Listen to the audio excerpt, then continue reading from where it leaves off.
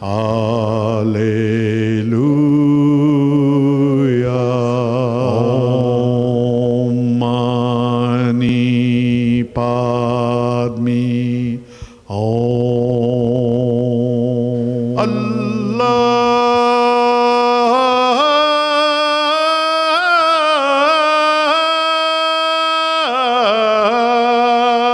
Satnam. Welcome to Harmony and Diversity. Norm Currie is my name.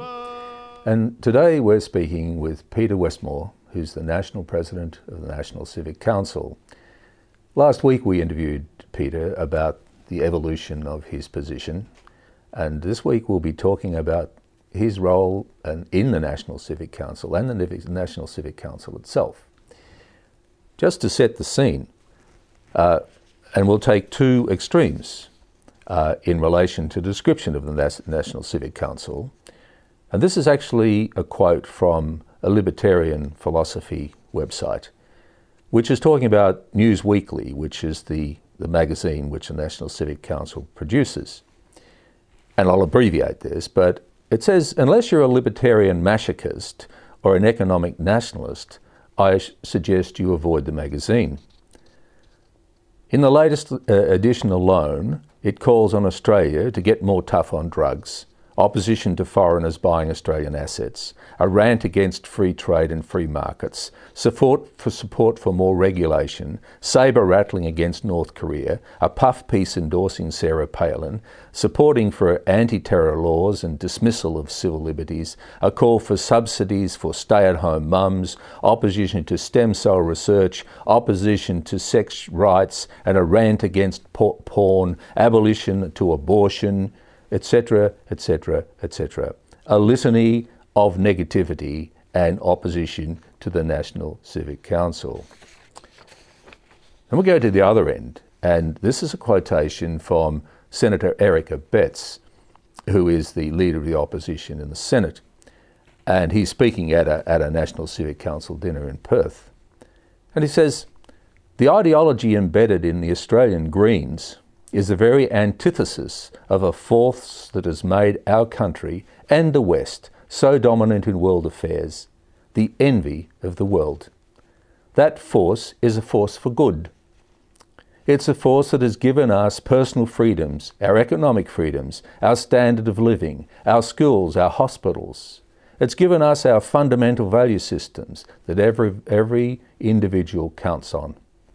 The force of which I speak is Judeo-Christian heritage that has directed us to where we are today. It has been threatened by fascism. It has been threatened by communism, and we've seen them off the field. Today, a new ideology is posing the same threat. It's the green ideology. It's extreme, it's dictatorial, it's absolute. It's not to be questioned or contradicted. That's why the National Civic Council is such a vital organisation for the well-being of our society. We need warriors. We need people with conviction. We need people with courage. We need people to call it as it is. We need to expose falsehoods. We need to expose the fads that sound so seductive but are so destructive." Thanks for bearing with me on that, but it seemed that to set those two goalposts at the opposite ends of the field was quite important before we proceed in discussing the National Civic Council, because it's clear that this organisation arouses passions. Having said that now, Peter, I'm going to refer to your website, and on the website, on your About Us page, you've got a group of some 5 primacy issues, and then you have Therefore We Believe In, and you've got another 15 or 20 points. What I'd like to do is explore those to a greater or less extent, however is appropriate, so we can set the scene for the way in which the National Civic Council asserts itself for the good. Mm-hmm. It's about finding what is for the good. Mm-hmm. So the first of the primacy issues is the family as the basic unit of society. How would you describe that primary issue through the views of the National Civic Council? Well, firstly, our view is that the individual is, and respect for every individual person in society is absolutely foundational. But there is a grave danger of what I would describe as excessive individualism. Mm-hmm. And that is the view that all that we have to worry about is assisting individuals to basically have whatever they want to have, whether it's sort of in personal wealth, where our argument is that what is important is not just the individual there, but also society. But certainly within the structure, the fundamental structure of society, and we see society as being founded upon intact families as being the foundation of a stable and prosperous society.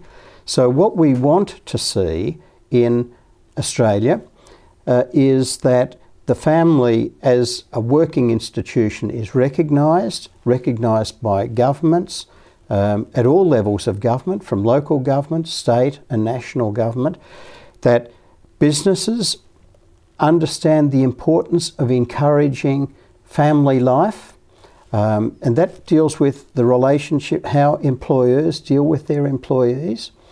And also a very long part of our tradition has been support for a family wage, and that is that our wage system should take account of the fact that in a very significant number of cases you have people who are supporting dependents, which can be their spouse and children, and that has very practical implications. For example, what it means is we have a very strong preference for the idea that there should be a wages system with guaranteed minimum wages. It means we have a very strong preference for full-time employment as opposed to part-time or casual employment.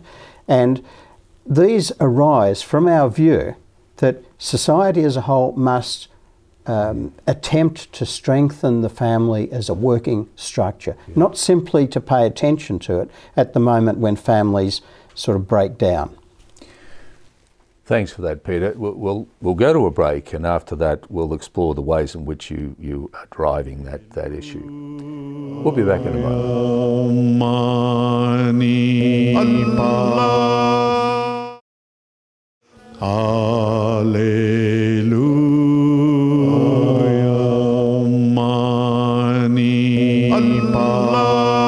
Welcome back. You're watching Harmony and Diversity, and we're speaking with Peter Westmore, who's the National President of the National Civic Council. And Peter, you've just given us a good description of the family being the basic unit in society. Now, as we go through this list, I'd like to take the liberty of being able to ask you at the end of each answer, how does the National Civic Council then try to put that into effect? I'll ask you that question now about the family living wage, those sorts of things like that. What do you actually do? Well, what we try to do is to influence public policy. We want to influence public opinion, firstly. We think that it is very important that there be a higher level of consciousness in our society that the family, the functioning family is vital to the future of society. So we keep on talking about that. There's a lot of social research which has been put together on that. And at the World Congress of Families, which the National Civic Council is one of the sponsors of in May, we'll have people coming out here from other parts of the world, as well as some of Australia's top experts talking about what, say, the social sciences are telling. So we're in the business of trying to influence public opinion more broadly. But on top of that, we also want to attempt to bring these ideas before the leaders of our community, and particularly the political leaders of our community. Yeah. And so what we do is we keep a very close watch on the policies of governments and oppositions. There is constant activity around parliamentary inquiries, for example, into things such as the taxation system, as well as a whole range of other issues as well. And what we want to do, and we try to do, is to make a contribution to the public debate on those issues, which can include parliamentary inquiries, encouraging our members who are either active in political parties or able to make submissions to parliamentary inquiries to make submissions to those inquiries.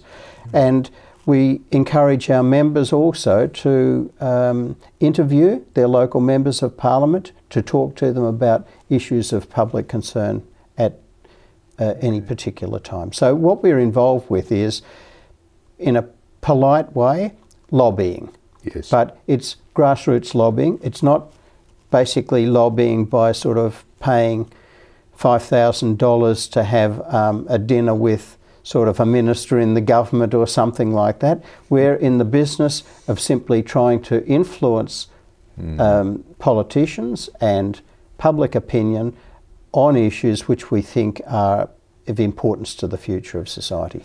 And it's lobbying actually based on research. I remember you mentioned that Bob Santamaria invited you to become a researcher. Yes. Clearly that's still happening. Yes. What does your research unit look like? Is it a permanent body? Well, I wish it were actually, but it isn't. We have, around Australia, we have over 2,000 members, and there are quite a few other people who are not members but are supporters of our organisation.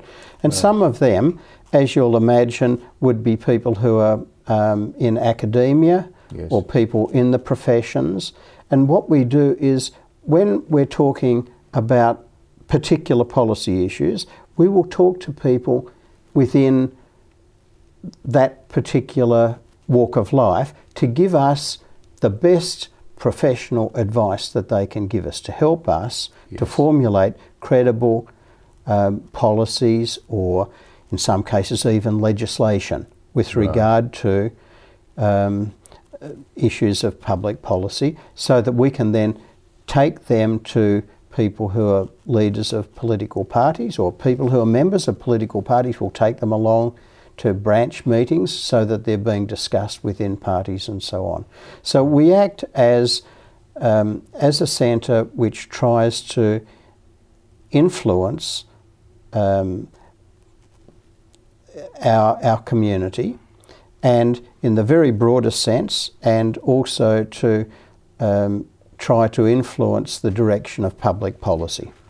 And there are many organisations around which are doing exactly the same thing. Yes. So we're not at all apologetic for the fact that we do that. No. And we're also very conscious of the fact that, you know, even beyond there, that you've got business organisations, trade unions, which are constantly lobbying, often at very high levels, in ways that we don't do.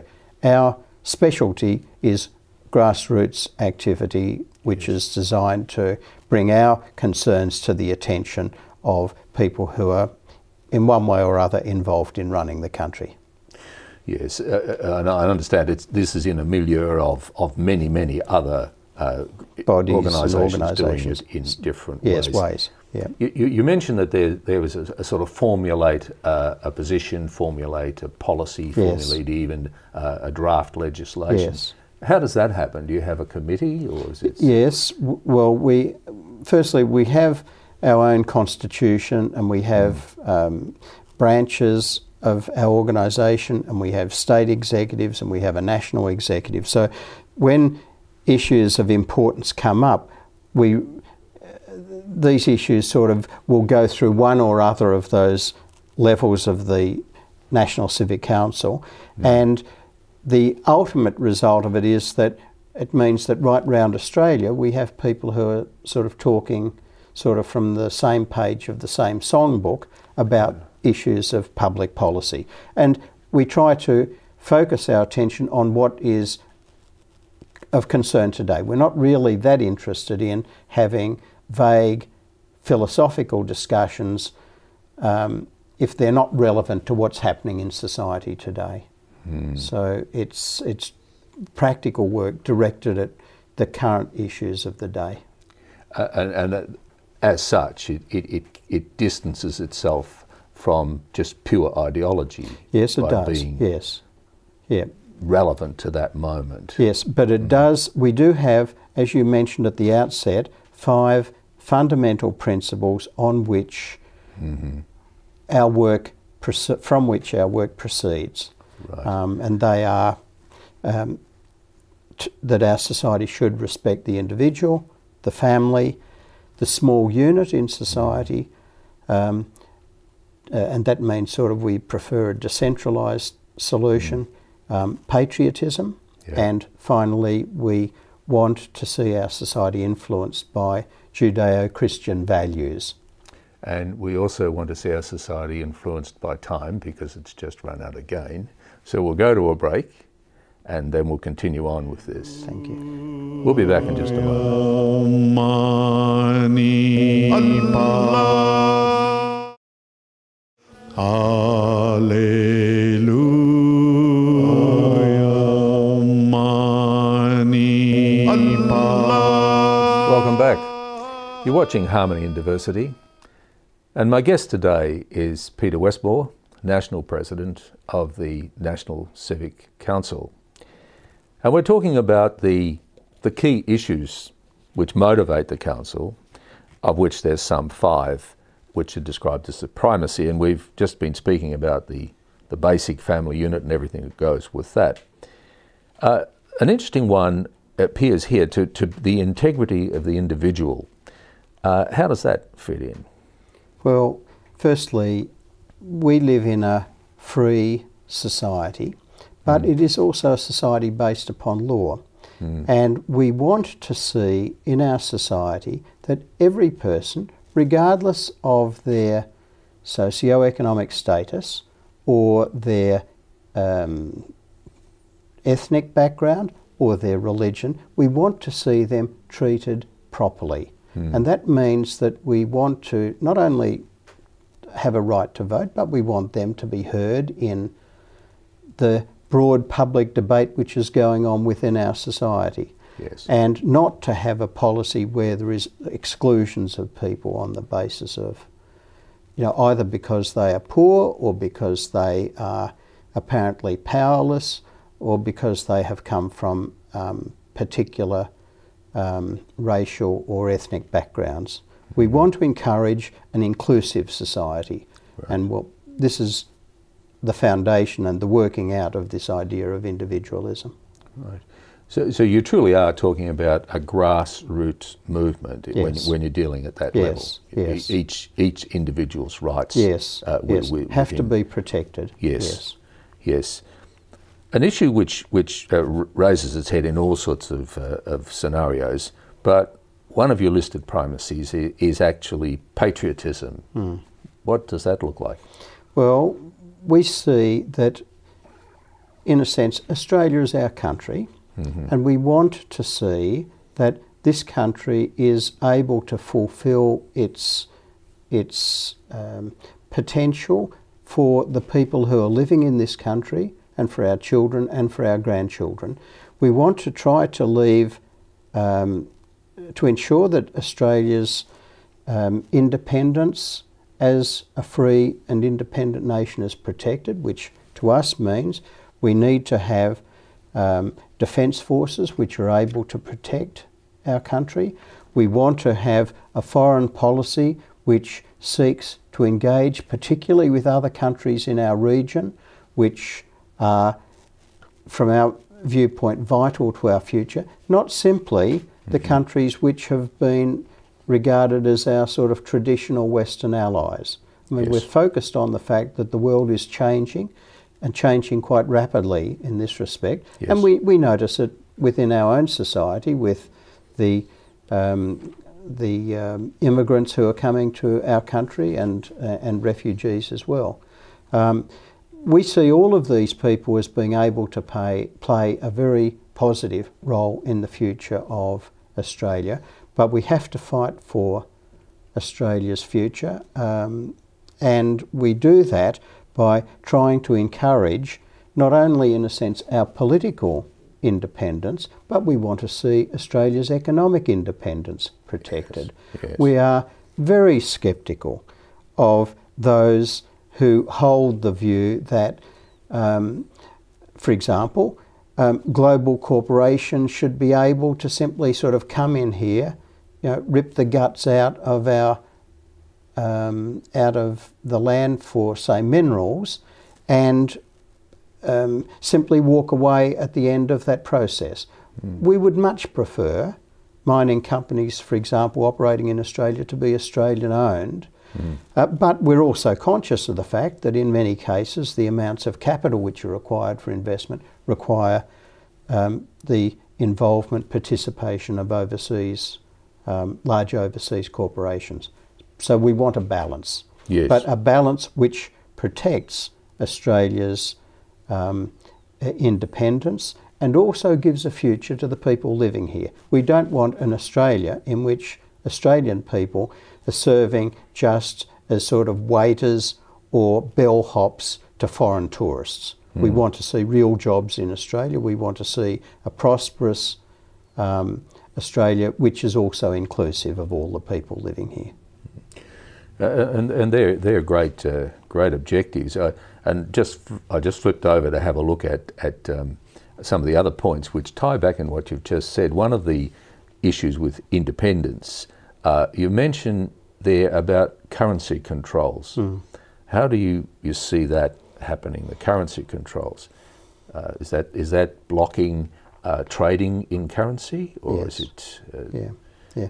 This is it's a complex area and a difficult area because, as you know, from the 1980s, Australia has effectively pursued a policy of, well, really of no controls over capital inflows. Bodies which previously had a role in regulating capital inflows, such as the Foreign Investment Review Board, have been very substantially weakened in their activities.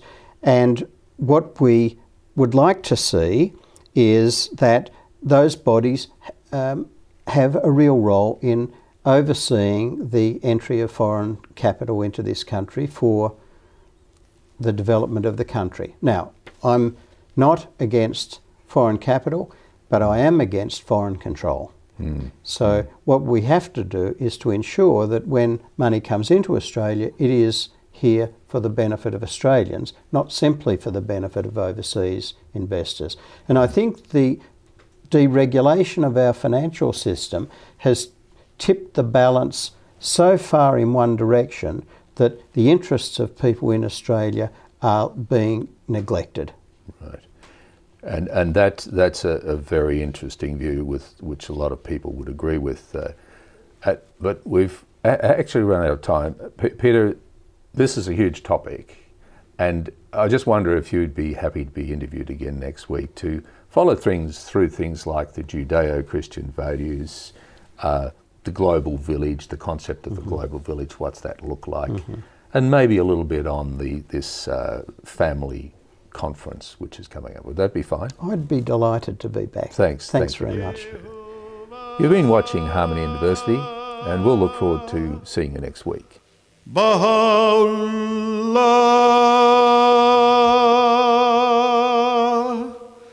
Shanti Om,